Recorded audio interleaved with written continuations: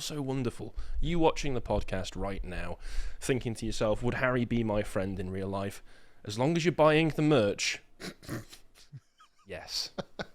Yes, I would. If you came up to me wearing an Islander branded Lotus Eaters t-shirt, any of the variety that we have right here, this beautiful metal one, the Islander Forestry Co., a Calvin Robinson t-shirt, I'll look at you and go, that's a man I can trust. If you're not, we might have a problem. The funniest thing is, right, Harry's exactly the same on the podcast as he's off the podcast. So, like, he's a very friendly chap, but he probably would be your friend even if you weren't. But you should definitely go buy her merch. That was a great sales pitch. Don't let them know. Don't let them know. They need to buy the shirts, okay? Especially because this is the last day, I think, I've been told. We'll see how that sticks to next week, but I've been told that this is the last day that we're selling them. So you only have one opportunity left to be my friend.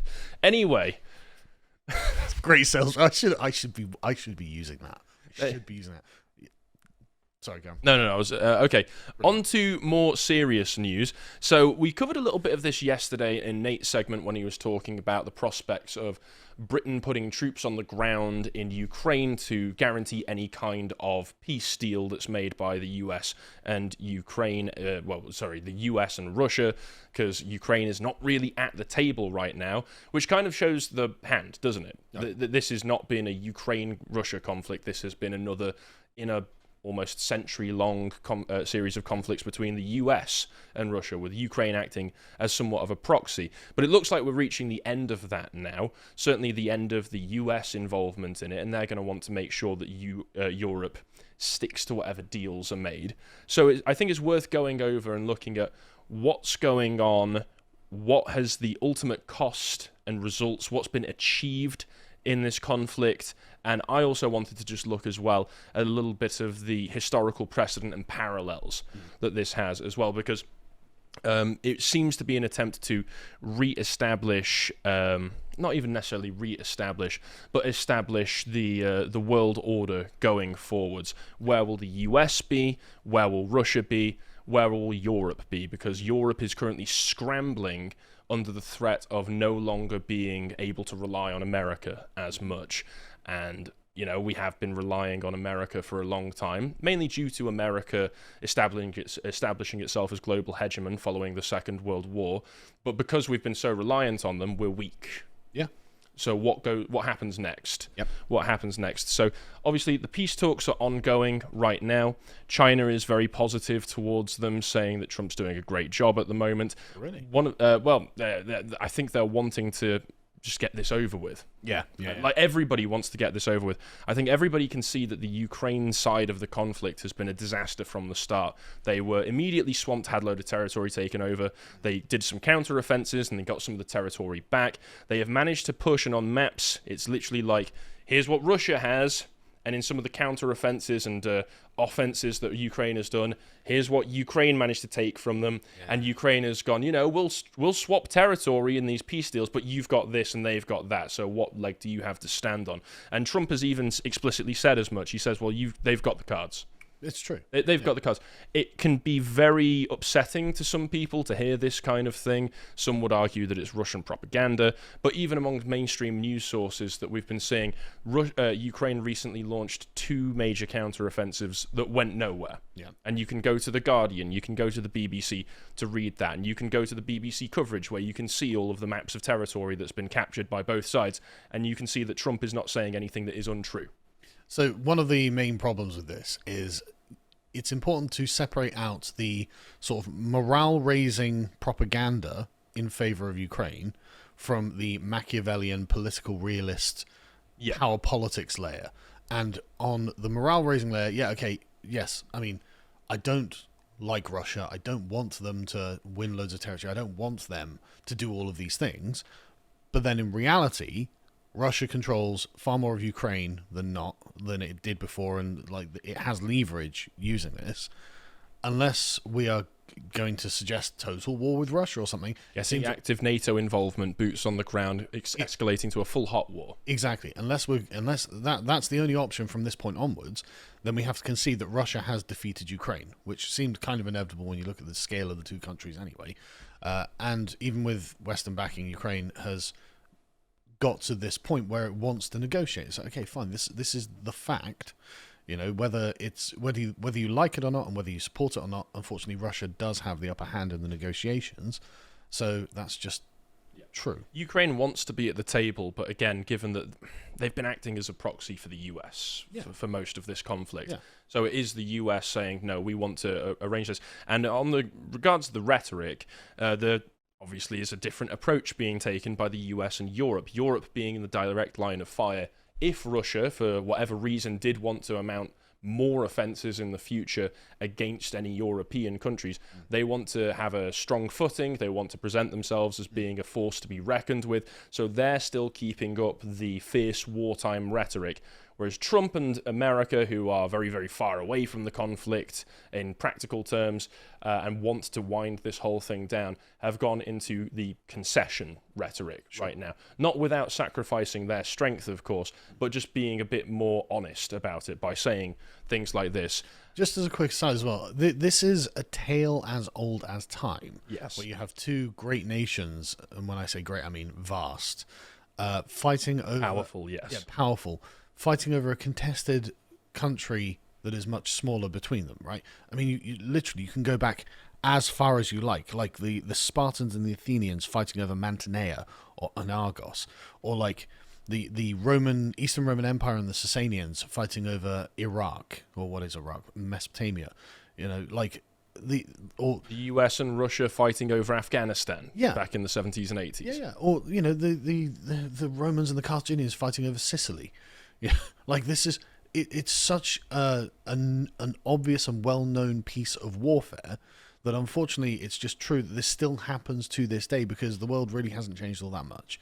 It's just how these things work, and Ukraine is that area of land that the two great powers are fighting over.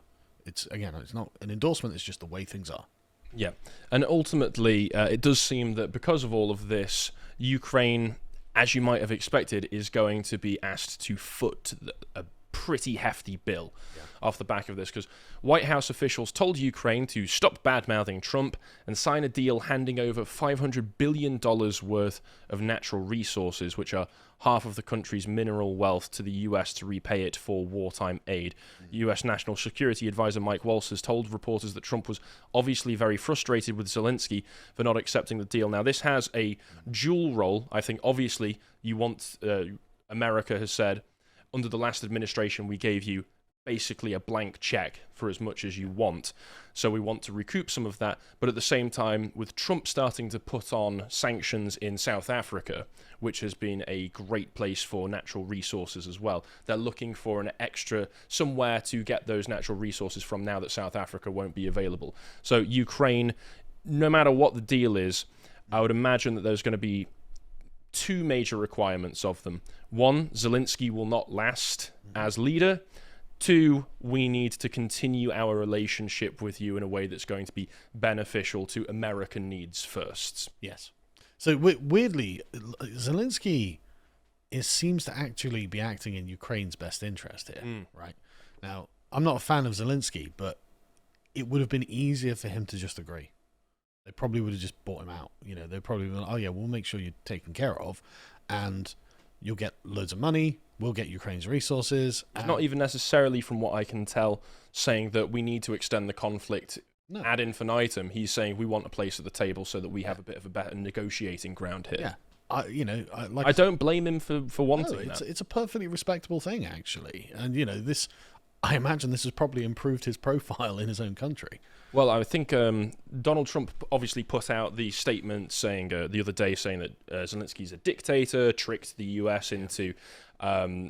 he's being thrown under the bus. Completely thrown under the bus. If you want to call Zelensky a dictator, well, in that case, Winston Churchill was a dictator for not holding elections during the Second World War as well. This is just how war politics goes. Yeah. You can't just have random governmental changes in the middle of a massive conflict that your country's embroiled in, unless you want to go with maybe the World War I solution, where that did happen. Like Russia. Yeah, where that did happen a few times. And you either have one of two things. Your country immediately collapses, or your country goes into DEFCON 4, we're going to fight this till the bloody end. Yeah. And you end up with a Treaty of Versailles situation. Yeah, and like I said, I'm not a fan of Zelensky, and I did not support us being so involved in the Ukraine war. I think they should have had a negotiated settlement a lot sooner.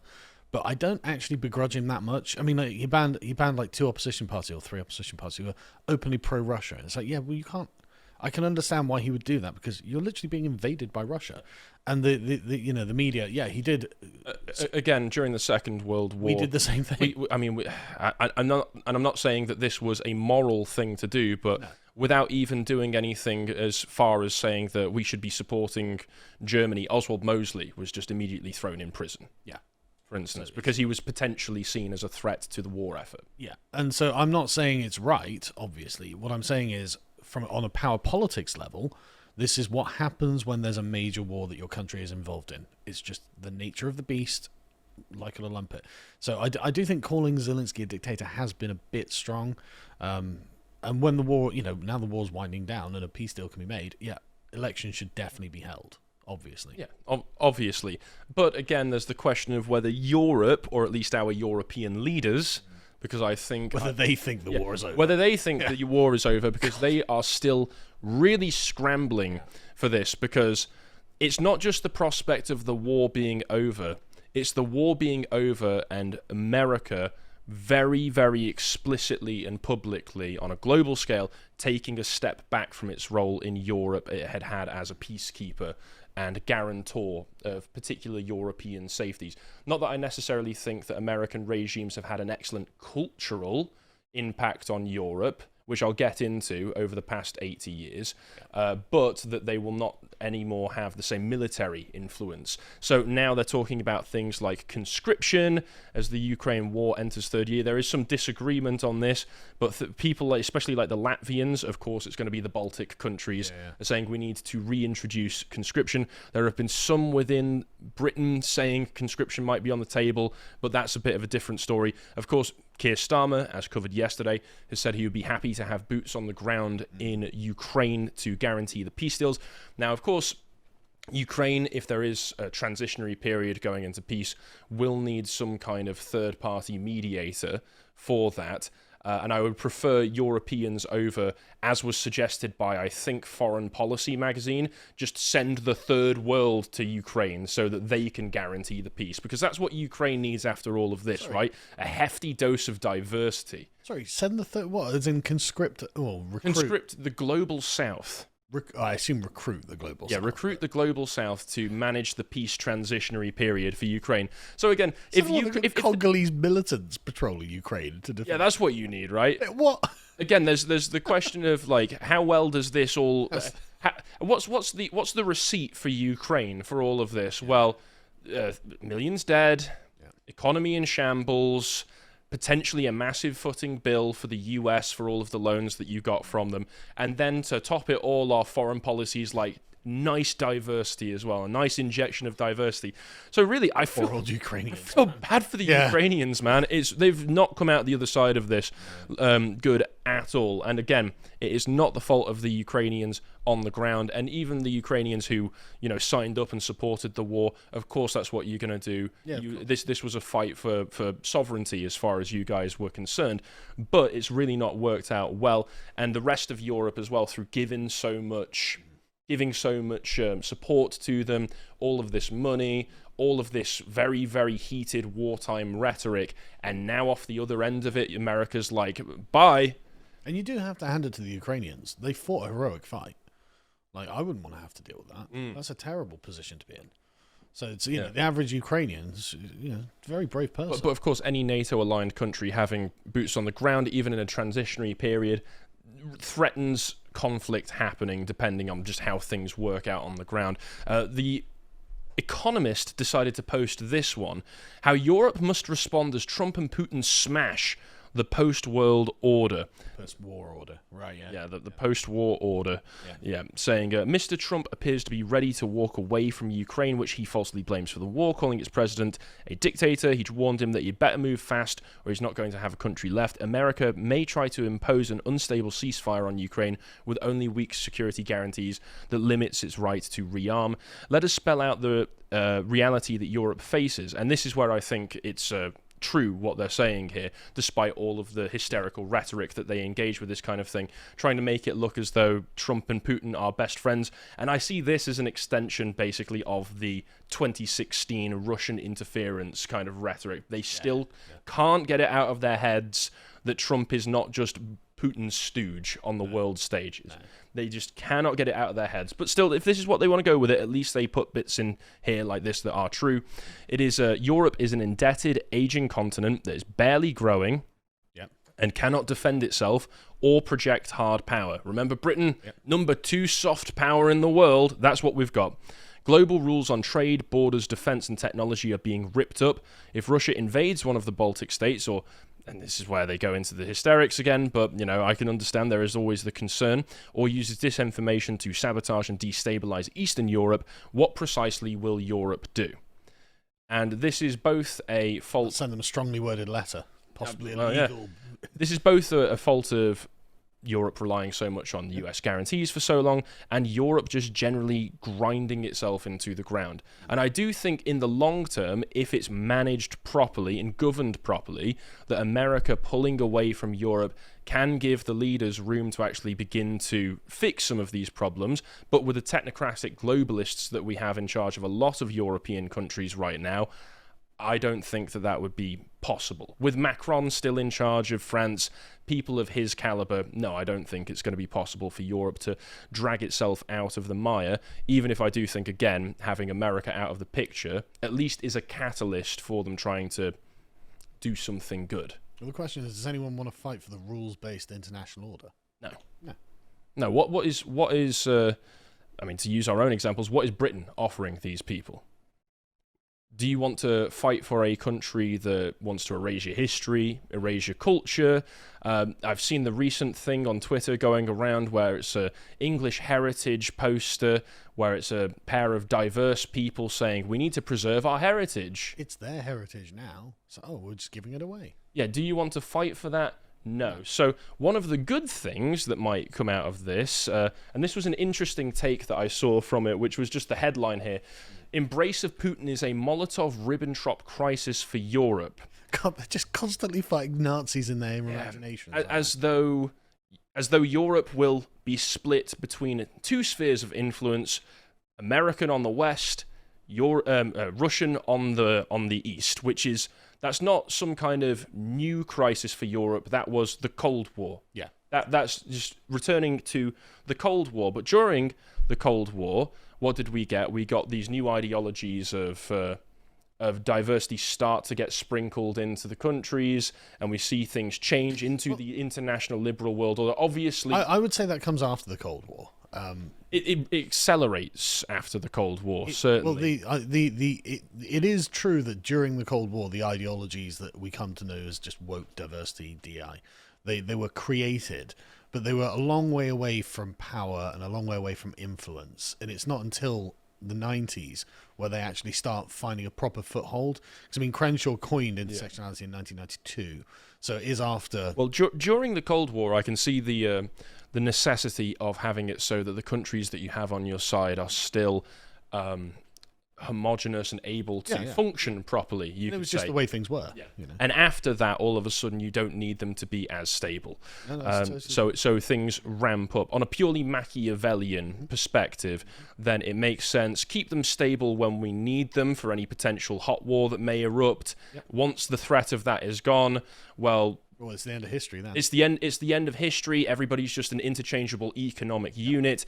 We want them to indulge in hedonism. We want them to be disparate and separated from one another. No communities, because it just means that they spend more. Well, communities are part of history. Yeah, exactly. But they point out that this is the Telegraph being a bit worried about America's influence on England in particular, following the end of this conflict, saying that MAGA America has a greater natural affinity for Putin's right-wing cultural Weltanschauung, because of course they've got it's Nazis all over again. Putlers. Hang on, right? So that is actually a philosophical term, right? True. It's even long before the Nazis. Weltanschauung is just the German for worldview, basically. They always have to put it in German, don't they? Because it gets people's minds racing. But it's also in like the philosophical literature. That's the word they use. It's like, can't we just use worldview? What's wrong with worldview? I don't know why we have to use the German word for it. I'm sure some German philosopher coined it, but like, but it's you are right. The association. In this, I mean, we're calling it the Molotov-Ribbentrop crisis. Yeah, no, we're definitely. It's Nazis and Soviets all again. No, it's not. It's something completely different. It's Americans and Russians. As in American. The thing is, right, I was at a sort of little conference a while ago, and I was saying, look, I think Putin is actually representative of Russia, right? I think the average Russian... He's very popular with Russians that I've met. I bet the average Russian sees a lot of themselves in Putin, right? And I bet they see him as operating in the Russian interest in a traditionally Russian manner. And so it's not... Putin doesn't seem like a rabid ideologue to me. He just seems like a Russian nationalist or something, a traditionalist, like a czar almost, right? Whereas Trump's an American traditionalist. He's just an American, being American and wanting to project American power on the world stage. So, like, this is not... The Nazis and the Soviets were highly ideological. Like, they had a giant set of a priori instructions that they were trying to bring into being. They were like, no, I have to mold the world into communism or Nazism, to make a better and new world. These guys aren't thinking anything like this. These guys are thinking Machiavellian, how can America be strong? How can Russia be strong? So this harking out, they're always fighting the last war. Yeah, this is just nonsense. There's a nonsense association. Yeah, but I agree with you there. To carry on from some of the bits of this article that I've highlighted here. So they say, some of us are forced to conclude that Britain and Europe are now the real enemies for this new Washington, and furthermore, that the US is anything but isolationist under Donald Trump. He will not let us carry on being different. He will force feed us his MAGA ideology. His oil fracking energy secretary in London this week described our renewables as sinister. Will we face sanctions for trying to do something about CO2 emissions? Perhaps yes, particularly for that. Basically saying, oh no, he won't let us carry on being DEI ideologues. And it's ironic that he's saying that this is that we're different, and he'll force on MAGA ideology when lots of the progressive ideology that we've got is an import from America in the first place. Civil rights ideology is not English or European at all. 100%. Please God, let it be true that they're not going to let you carry on with the climate nonsense. Yeah. Just please. So it's incredible to me that this guy is, again, this type is like the real conservative now, because he wants to conserve 10 years ago's ideology. No, we can't have this new American woke ideology, not American-based ideology. Yeah, it's ridiculous, the kind of panicking that's going on here. I do not wish to dissect every post by Trump on Truth Social or dwell on the speech by J.D. Vance. I think Britain should repeal all its hate legislation and stop using police resources on thought crimes. It should stop dividing us into categories and return to colourblind liberalism. Colourblind liberalism is American. Yeah. So it's better than what we've got right now. It's a better America, but it's still American. So if you're worried about all of this stuff to do with America's sphere of influence, we don't want to be under their thumb, you still are, whether you realize it or not. And we can return things to. And also, it's ironic because that is, if there's an ideology behind MAGA and Trumpism in general, that's it. Yeah. So he's saying, I'm worried about the influence taking us back to the exact thing that I want it to be. I believe already. Yeah. So there's very strange pitched hysterics that go on. There's a lot of ideological confusion in our conservative class. Yeah. And of course, again, this kind of sphere of American influence is better than what it used to be that led to one of the worst examples of European wokeness, that being just Germany. Germany in general. Yeah. Have you seen this that came out recently? I have. In the interest of time, can we summarize? Oh yeah, basically, Germany is a big victim of the end of history, post-war, post-history ideology, and took their incredible love of bureaucratization and authoritarianism, and decided, well, we're going to do, if we think, and this is an incredibly broad term now, that Nazism is basically everything, then we're going to criminalize all of it. So there was this great one saying, is posting an insult a crime? Yes. Is it a crime to repost an insult or a lie? Yes. Is it a crime to insult somebody in public? Yes. And these are German prosecutors. Oh yeah, this is the German attitude towards law and order. Saying such things. Scholz saying that freedom of speech is not actually freedom of speech because it can't back the extreme right, who are the AfD. And we've got the elections for Germany coming up on Sunday. I thought you were going to bring up a Nazi party or something. No, oh, God, yeah. Maybe, I mean, those guys sound pretty serious. No, it's AfD. No, it's always the AfD because they say, hey, let Germany be a country and not an economic zone for everybody. Maybe we've got problems with immigration. They go, that's just exactly what Hitler thought. But we've got the elections coming up on Sunday. I had a little bit more to go over, but we'll keep a track of the German elections and see what happens. But I think that's a little bit of a summation of where we stand at the moment during these peace talks and where the New World Order will be going forwards. If American influence is going to maintain in the West, I would still rather it be Trump's influence than whatever Kamala Harris might have been pushing on us. The AfD are just, they're liberal, so just knock it off. If you would like to watch the full uncut version that is also uncensored, head on over to lotuseaters.com to find out more.